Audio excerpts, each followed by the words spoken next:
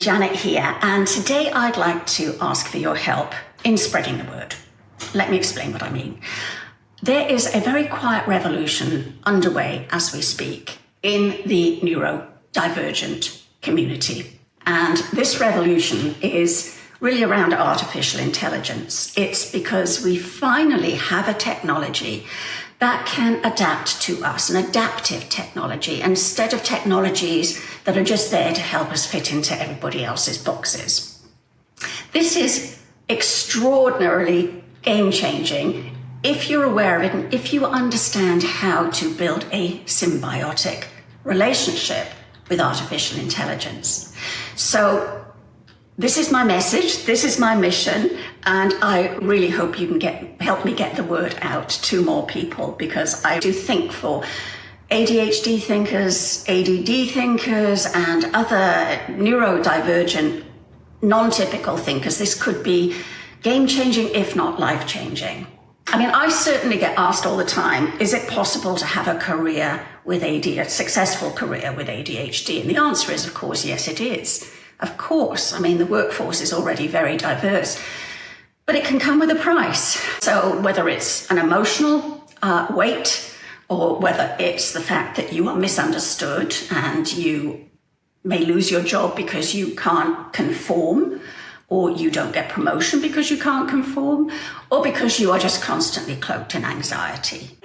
There are many prices that can be paid for not fitting in to that square hole with your round peg, or as I always say, with a lit firework in a cardboard box. Now, I was very fortunate. I put it down to the fact that I, unbeknownst to me, had ADHD as really the rocket fuel behind some of the moves that I made. I always had this sense of perpetual curiosity. I always had this urge to travel, always had this urge to go have adventures. And in my mid-30s, I lost my job in London. I was working for a big ad agency. The market was not looking good. And I decided, okay, I'm going to pack a bag and I'm going to head off to Asia, which was starting to boom at that time, and see what I could do. So, of course, I had to go via South Africa and various other countries because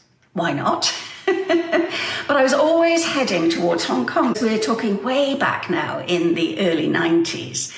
And Hong Kong was still actually a British territory. So for somebody like me, a British citizen, I knew I could probably find a job there, certainly find a support group there in the British community, and I didn't need a visa. So it was a very logical place for me to head to.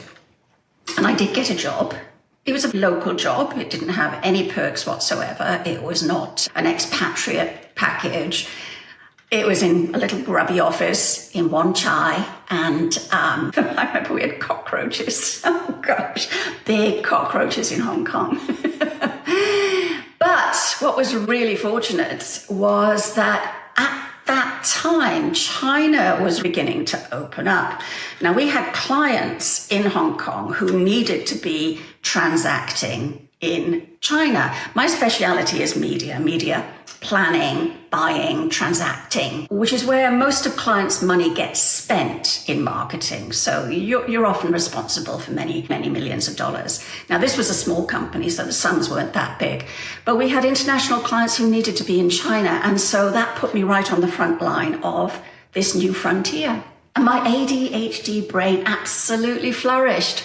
It flourished in this sort of lawless kind of environment where it was definitely like the Wild West, except it was the Wild East.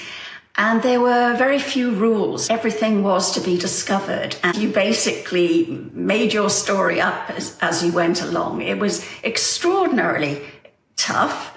It was extraordinarily exciting, and it was very rewarding for somebody with my style of thinking, because I thrive in that kind of environment. From there, I then joined a different company, and Tokyo was next on my list of new frontiers. And this was actually setting up an organization within this large agency to manage media in Japan. There hadn't been an operation in place before. So again, this was all about building hiring, connecting, putting systems in place because the rules had not been written. And I was able to carve out our own story. After this, it was to Chicago, where I joined Motorola's global team. And their global team was brand new. So we were building the organization and the systems and the philosophies and the management of global investments in marketing. Another Wild West, another frontier that hadn't really been breached in the world of Motorola. Now, that was all the good side, but there was significant downside too. And I realized very early on that I could only operate when I had a really great team around me. And that team made up for all of my, shall we say, foibles. So I had great operational partners, people who kept me organized, people who could take ideas and turn them into frameworks and prototypes, people who could crunch the numbers in Excel. So I had a very diverse team around me who totally complemented me and allowed me to be successful and the team to be successful. But that wasn't sustainable as a model because it's not fair. It's not fair to place the onus on other people to pick up the slack, if you like, to basically try and interpret what I'm doing and turn it into success. I was very fortunate. I had great partners, but that model puts a lot of stress on the team.